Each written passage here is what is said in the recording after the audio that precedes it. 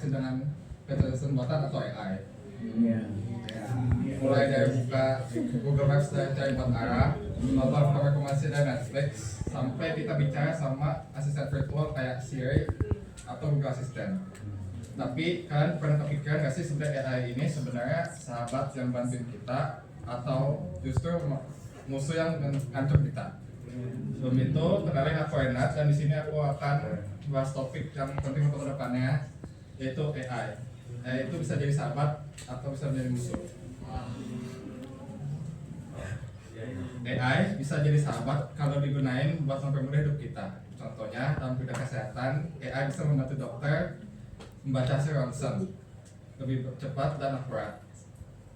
Dalam pendidikan, AI bisa dipakai untuk membuat pembelajaran lebih personal, misalnya platform belajar online yang bisa menyesuaikan materi sesuai kemampuan tiap siswa. Bahkan di kehidupan sehari-hari kita terbantu banget sama AI lewat rekomendasi musik, belanja online, dan navigasi yang bikin hidup kita lebih praktis.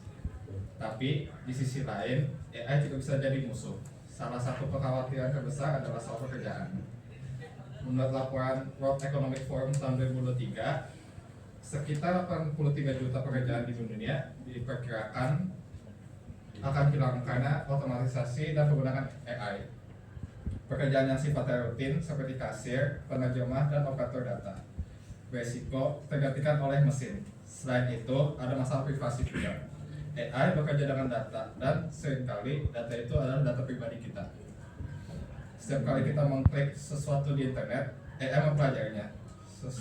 Menurut penelitian dari PwC Global, sekitar 70% perusahaan besar di dunia saat ini menggunakan AI untuk menganalisis perilaku konsumen. Artinya tanpa sadar, setiap aktivitas online kita bisa direkam dan dianalisis. Dan jangan lupa soal deepfake, yaitu teknologi yang bisa memanipulasi video agar tidak terlihat nyata. Dengan AI, seseorang bisa membuat video palsu yang terlihat seperti orang sungguhan yang berbicara, atau melakukan sesuatu yang tidak pernah terjadi. Mungkin contohnya seperti mengganti wajah di video orang lain dan dengan menjadi wajah kalian sendiri. Kalau hal ini bisa disalahgunakan, bisa merusak reputasi, bahkan menimbulkan konflik sosial. Nah, setelah mendengar pernyataan tadi, sebenarnya AI itu sahabat atau musuh sih? Jawabannya bisa keduanya. AI adalah sebuah alat sama seperti pisau, bisa digunakan untuk memasak, tapi juga bisa melukai. Yang menentukan adalah siapa yang menggunakan dan untuk apa. Kalau digunakan dengan bijak, AI bisa membawa kemajuan besar bagi manusia. Tapi kalau disalahgunakan, dampaknya bisa berbahaya, bahkan lebih besar dari kita yang bayangkan. Sebagai generasi muda, kita nggak bisa menolak kehadiran AI.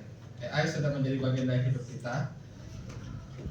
Dari hal kecil seperti menulis pesan, sampai pesan besar di dunia bisnis dan teknologi. Namun yang bisa kita lakukan adalah memilih untuk memanfaatkannya dengan bijak. AI bukanlah musuh yang harus ditakuti, dan bukan pula sesuatu yang selalu bisa dipercaya. Ia adalah cermin dari manusia yang menciptakan.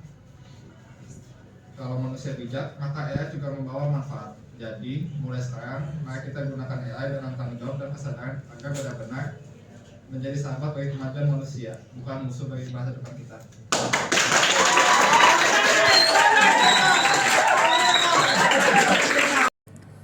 Oke, dari yang tadi aku ngomongin, ada yang mau cerita tadi tentang AI? Aku mau.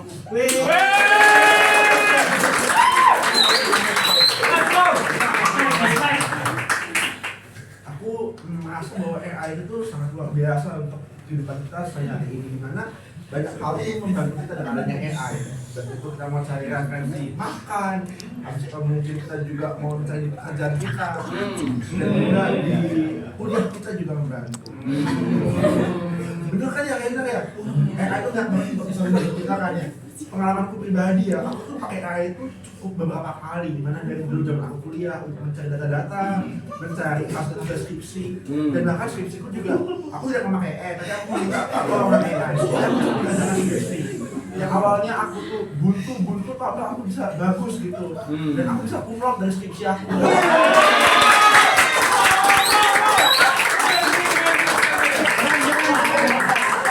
Wow, AI ini sangat membantu sekali untuk kita gitu. Untuk aku yang awam tadinya bisa bantu Nice.